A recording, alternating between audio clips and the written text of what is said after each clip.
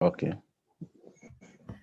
So, hello, doctor, and thank you so much for accepting my invitation for us to have this conversation on how to maintain mental and physical well being, especially working from home. So, thank you so much for saying yes to this. Okay. Thank you. You're welcome.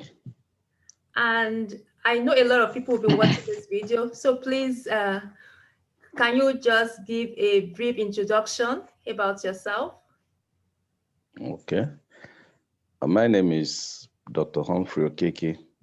Okay. I'm a physiotherapist and a public health specialist. I work with the University of Calabar Teaching Hospital, Calabar, Cross River State, Nigeria. And I am a lecturer with the University of Calabar. Amazing. Basically, that. All right. Thank you so much. So we have a doctor in the house. And like I said, we're going to be talking about mental and physical well-being with emphasis on working from home. And Okay. doctor, recently I read somewhere that the rate at which addictions, depression, mental illness, physical sickness is increasing is alarming. So I would like to Okay. know, is there a role that working from home could be playing here? Could it have any impact, or could it in any way be contributing to any of this? Yes, definitely.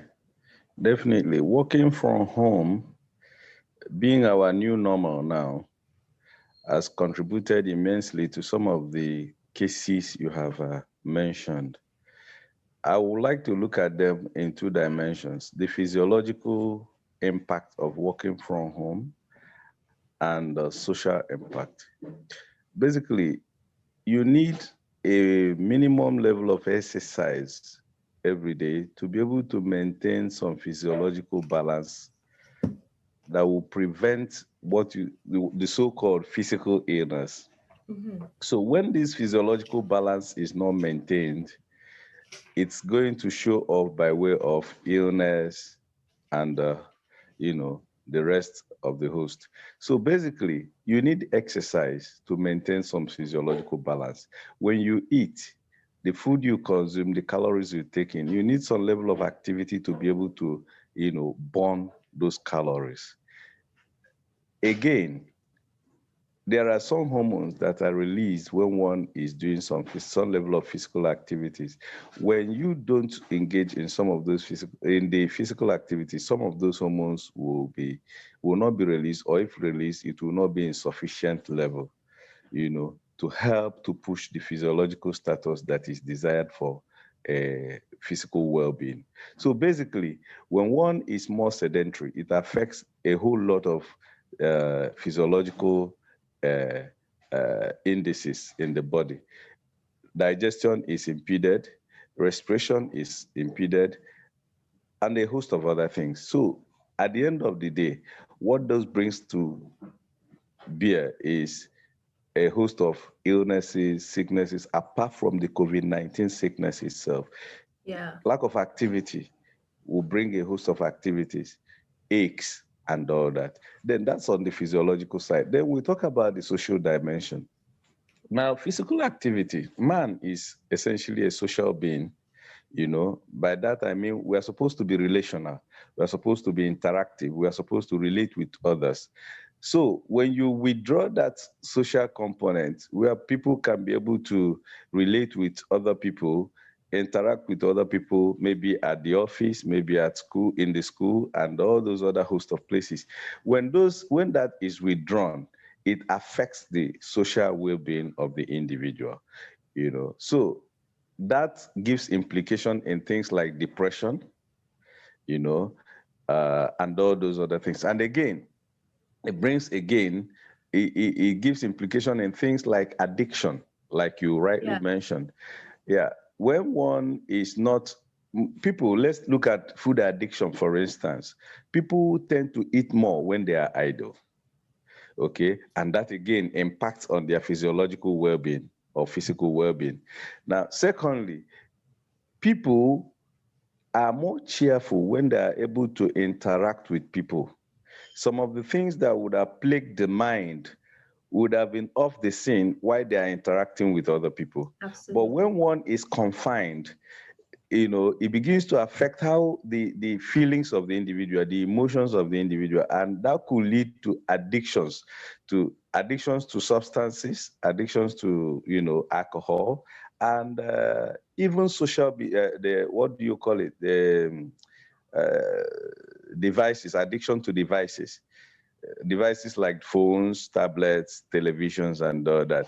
Because people need to vent, people need to relate, people need to Yeah. interact. When the avenue to interact is not there, they will resort to getting themselves hooked to things that will help them to, relate with the outside world. So basically, the rule, this thing, the what do you call it? The confinement, so called, because that's how I see it, that is brought about by the COVID-19 protocols, keeping people working from home is affecting a lot of dimensions as far as human well-being is concerned, both physical, physiological, and social. Yeah, and doctor, when you were talking, you mentioned that as human beings, we need minimum exercise to maintain this physiological balance. Balance. So, Mm. what are those minimum exercise? Like when that word minimum make it sound as if it's a simple thing. So, what Yeah. exactly are we supposed to be doing to maintain this balance? Okay. For instance, you need at least a minimum of 1,000 steps a day.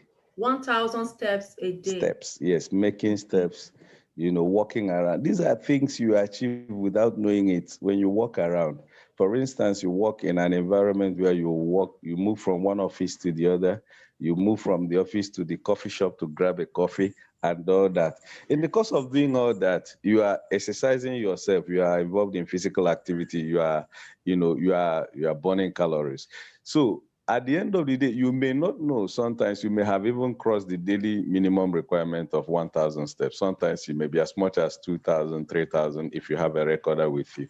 So, but now when one is confined, you are at home, basically at home, working from home, you sit on the table, working on the laptop or on the computer, and you work for a long period of time, probably work for 8 hours, 6 hours, 10 or thereabout. You only get up to go and grab food to eat or take your bath, and you change from one position, sedentary position to another. For instance, you get tired working on the table, you sit down on the couch watching the television. So at the end of the day, you may not be able to meet up with that minimum requirement of about 1,000 steps a day. So that alone is a problem, because human beings were created to exercise. We are created to have some level of activities.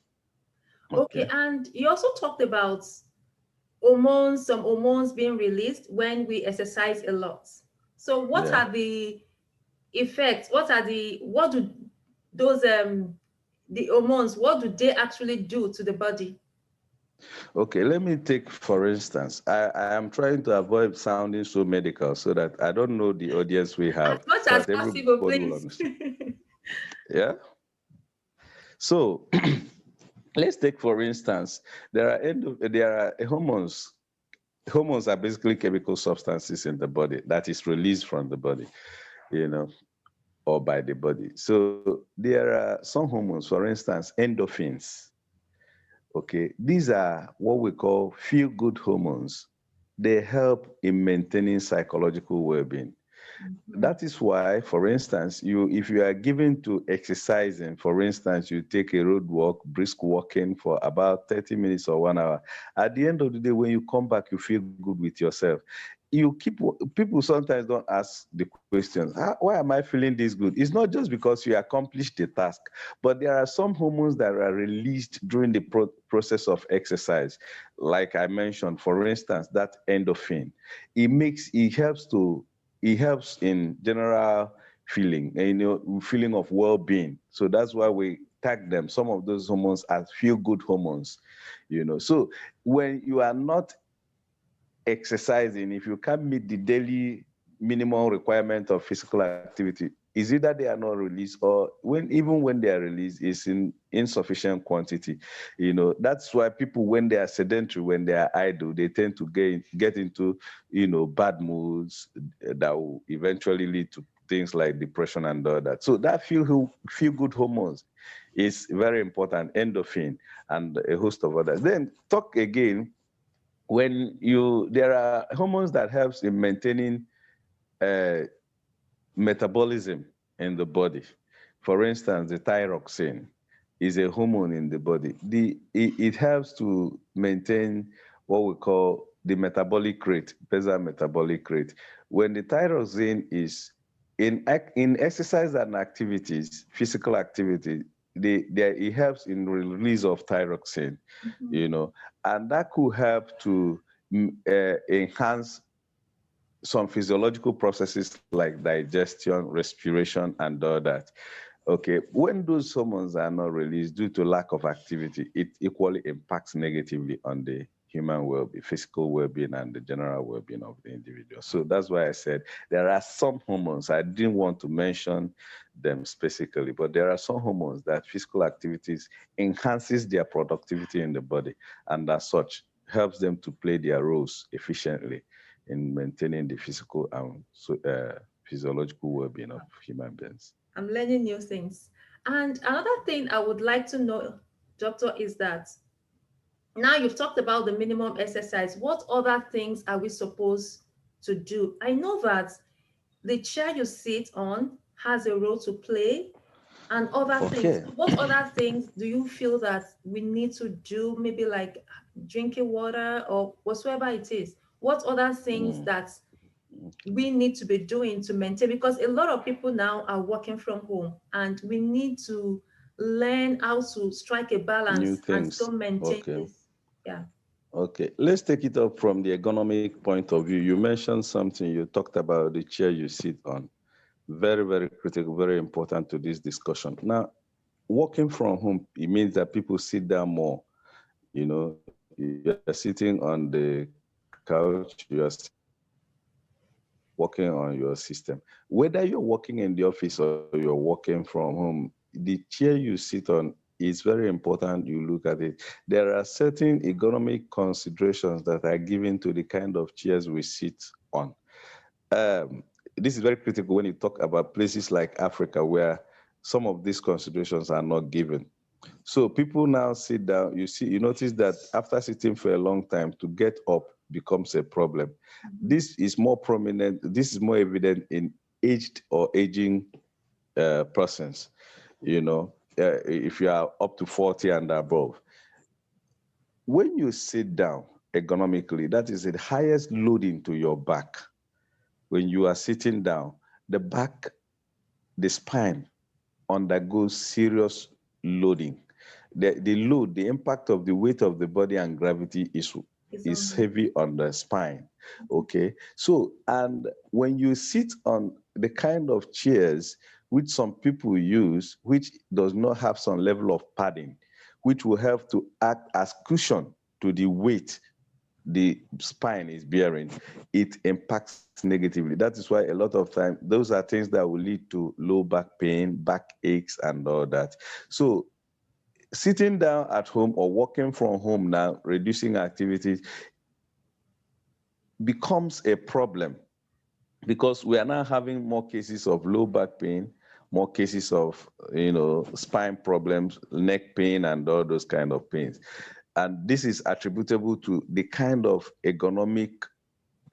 kind of chairs people sit on, the kind of the sitting postures people adopt while they sit, when they are walking. So it's important we begin to look at talking about sitting down. We look at the kind of chairs we sit on and how often we need to get up from sitting to walk around. I have told you, for instance, that you need a minimum of 1,000 steps per day. And I said that if you're walking from home, you should not walk more than 1,000 steps per day because you don't know when you meet that target. But sitting down at home, you don't have an opportunity to walk around like you're supposed to do. So it's important that you consciously develop the habit of standing up after about 1 hour of sitting to walk around, even if it's within the confines of your home, before you go back to sit down. Okay, and that will help to, relieve the loading on the back and the spine, and at the same time, it will help for normal venous return, normal muscular pump of the muscles of the body.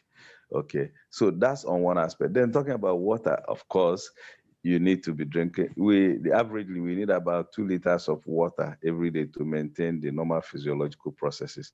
So having a bottle of water, a cup of water by your side while you're walking, will do you more good than harm. Okay. Okay. All right. Thank you, Doctor. And I know that this mental, physical illness we are talking about may not be immediate. Some people will Okay. tell you, I don't even feel anything. I feel good Yeah. walking all day, even though I'm walking longer now.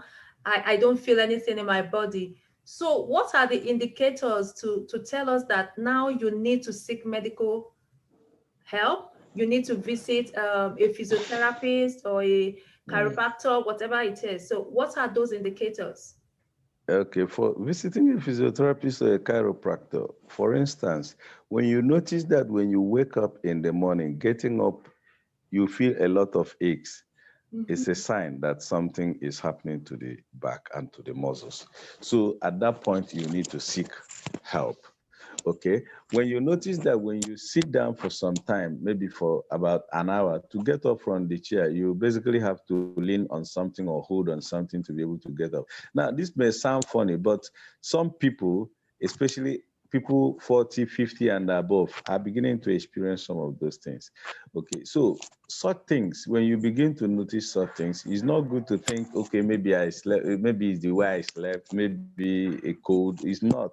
It shows that something is not well with the body. So you need to seek help. You need to be examined to know what level of impact you are having to the spine. Sometimes somebody may need to take an X-ray to see what is happening to the back and then know what to do.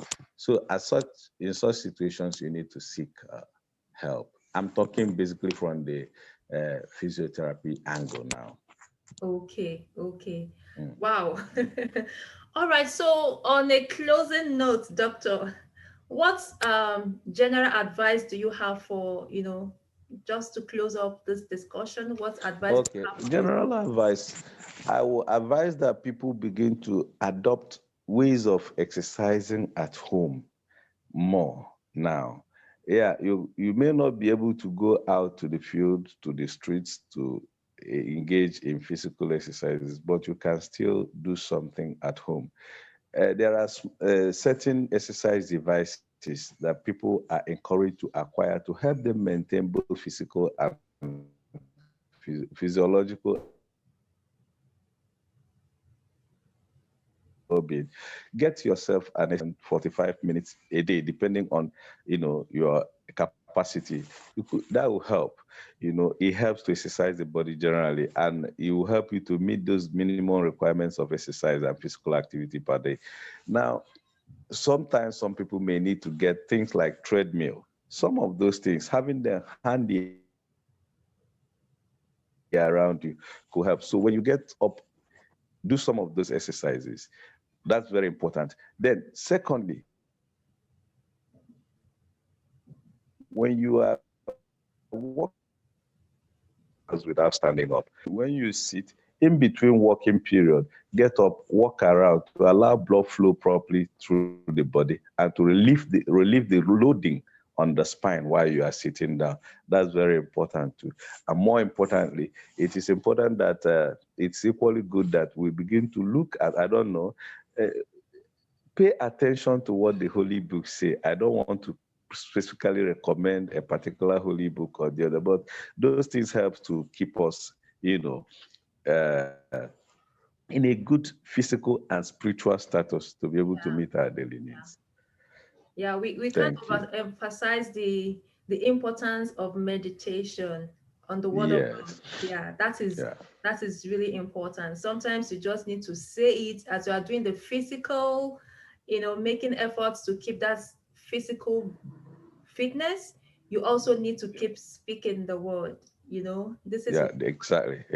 what the Bible I says. was just being careful not to elicit some. I don't know what your audience is, but meditation is very, very important. The Bible says physical exercise profits little, but spiritual exercise profit, is great gain. It gives greater gain. Yeah. Okay, so we need to meditation is one of the spiritual exercises that helps us as human beings in addition to the little gain we gain from enhancing our physical activity. So both is they are both very important. Okay. All right. Thank you so much, Doctor, for joining me. It's been an interesting moment with you because I actually learned so many things that usually before now I would ignore. So thank you so much. I appreciate your time. And for those watching this video, Doctor has said it all. You need minimum of 1,000 steps a day and 2 liters of water. And also we need meditation on the word of God. Yeah, that is also key to put everything in balance. So thank you once again, and bye for now, Doctor. And everyone watching, Thank you, Debbie. bye. Thank you for having me. Yeah, Bye. bye.